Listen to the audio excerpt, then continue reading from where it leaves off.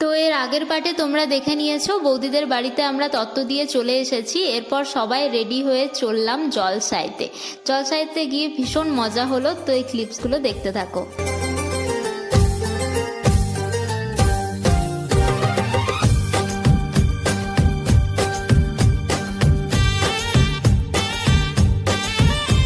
এরপর বাড়ি ফিরে লাঞ্চ করে একটু রেস্ট নিয়ে তারপর সাজুগুজু শুরু করে দিলাম। এখানে দেখতে পাচ্ছ আমি দাদাকে একটুখানি মেকআপ করিয়ে দিচ্ছি, আর তারপর আমি নিজেও রেডি হয়ে গিয়েছিলাম।